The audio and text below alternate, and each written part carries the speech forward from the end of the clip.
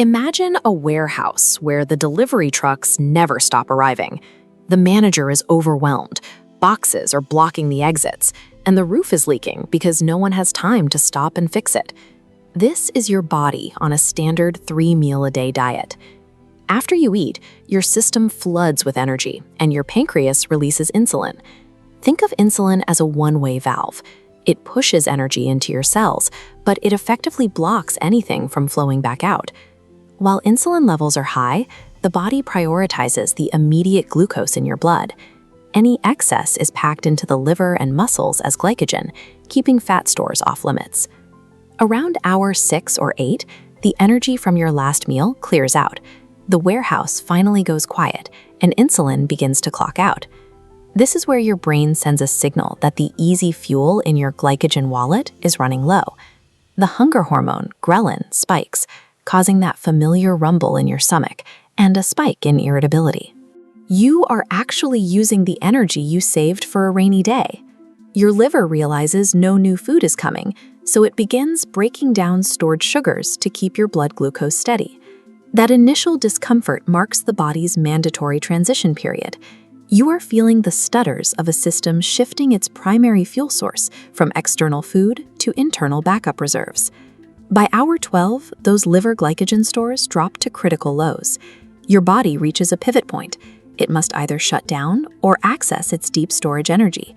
As a survival machine designed to hunt for days without food, your body chooses to open the vault.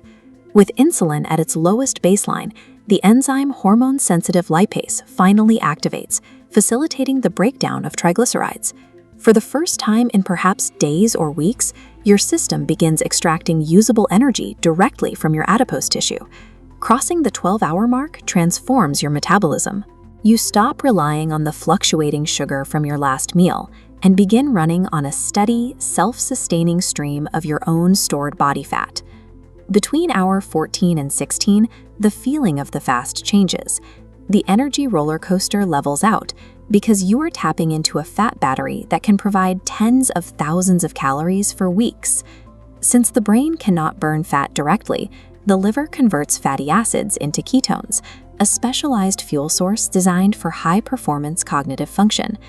While glucose creates metabolic smoke, or oxidative stress, ketones are a superfuel. They produce more energy with significantly less waste, as shown by this steady, flat line. This clean burn is why brain fog evaporates around hour 16. Your focus sharpens and you feel electric. This sharp mental state provided an evolutionary edge.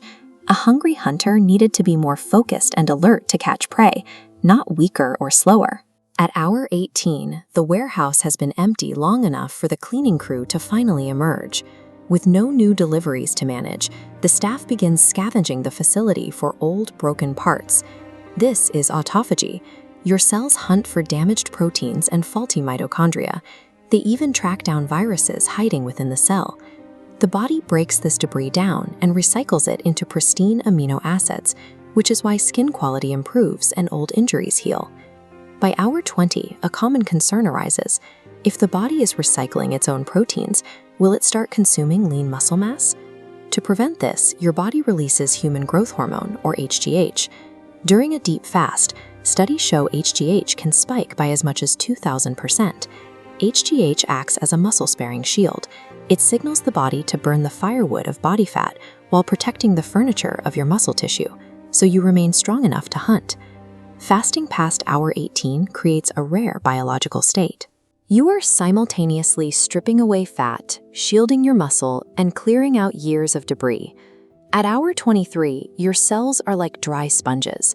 After a 23-hour rest, your insulin sensitivity is at its peak, and your digestive system is primed for maximum absorption. Breaking this fast with high-sugar junk food creates a violent insulin response, leading to an immediate crash, bloating, and fatigue. Treat this meal as building material.